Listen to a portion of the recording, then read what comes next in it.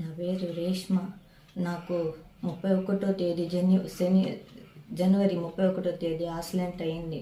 అప్పుడు యాక్సిడెంట్ అయ్యి చిత్తూరుకి పోయి మేము ట్రీట్మెంట్ చేసుకొని వచ్చేసినాము. అప్పుడు ఆ డాక్టర్లు ఏం చెప్తున్నారంటే ఎన్నెముకకి మాత్రం ఆపరేషన్ చేస్తాము, దాని తర్వాత మా వల్ల కాదు, ఎక్కడైనా పోయి చూపించుకొని అని ఇంటికి పంపించేస్తున్నారు. ఇంటికి వచ్చినాక ఒక 2 రోజులు తాలి ఇక్కడ ఉండేవాళ్ళు చూసేకి వచ్చిన నాకు అప్పుడు ఇక్కడ ఉండేవాళ్ళు నాకు ఇక్కడ మురుగన్న అని ఒకరు ఉన్నారు,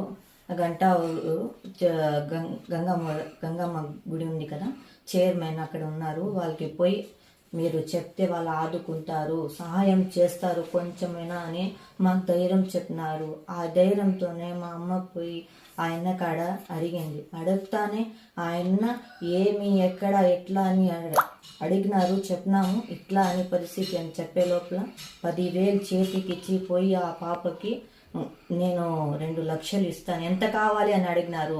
మాకు 2 లక్షలు సహాయం కావాలంటే 2 లక్షలు ఇస్తాను, దాని మించి ఏమైనా కూడా ఇస్తాను, నేను నాకు సహాయం ఎంత అవుతుందో అంత ఇస్తామని చెప్పినారు. కానీ ఆయన వచ్చి నన్ను మాట్లాడి నీ పరిస్థితి ఏమమ్మా అని అడిగినారు. ఇటుంది నా అంటే పోతావా, హాస్పిటల్కి పోతావా, పంపించేదా లేకపోతే డబ్బులు ఇచ్చేదా అని అడిగినారు. కానీ మాకు డబ్బులు అవసరం లేదన్నా, మాకు హాస్పిటల్కి పంపించి నా కాలు వస్తే నా బిడ్డల పైన నేను ఉంటే చాలన్నా. అంటే నా చెల్లెలు లాంటిది మా నువ్వు, నేను నీకు ఆదుకుంటాను, పోండి మీరు పోయి అక్కడ ఏముంది పరిస్థితి నాకు ఫోన్ చేసి నాకు చెప్పండి అని చెప్పినారు. కానీ మేము పోయినాము, అక్కడ స్కానింగ్లు అది ఏమేమో చేసినారు. 80,000 అయింది. అంతా చేసి పిలుచుకొని అక్కడ ఏం చేసినారు, నరాల గురించి మా వల్ల ఇక్కడ కాదు, మీరు వేరే హాస్పిటల్కి వెళ్ళిపోండి అని చెప్పి పంపించేసినారు. ఆడిని ఇంకా వచ్చేసి రేపు బెంగళూరుకి పోదాము అనుకుంటున్నాము. దయచేసి అందరూ నాకు సహాయం చేయండి, నేనున్నానని చెప్పి నాకు ధైర్యం ఇచ్చిన దానికి నాకు ఆదుకున్నారు ఆయన. కొంచెం దయచేసి మీరు కూడా నన్ను సహాయం చేసి నా కాలు వచ్చి నేను నడిచినట్టు మీరు చూడండి, అందరూ కలిపి నాకు సహాయం చేయండి.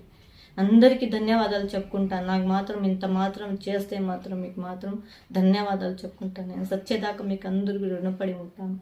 కొంచెం సహాయం చేయండి. నా మురుగన్నకి ప్రత్యేక ధన్యవాదాలు. ఆయనకి మాత్రం నేను రుణపడి ఉంటాను. ఆయన గురించి లేకపోయి ఉంటే మా అనే వాళ్ళు ఎవ్వరు నాకు ఆదుకోలేదు. మా అమ్మ నాన్న అందరూ పోయి ఆడాడో పోయి అడిగినారు, ఇట్లుంది పరిస్థితి, నా బిడ్డకి సహాయం చేయమంటే రిపోర్ట్లు ఇవ్వండి, మీరు ముందు రిపోర్ట్లు ఇవ్వండి, మేము చూసుకుంటామని. ఏ రిపోర్ట్ లేదని ఆయన మేమున్నానమ్మా అని నాకు సహాయం నాకు వచ్చి నిలబడిపోయినారు. ఆయన గురించి నేను ధన్యవాదాలు.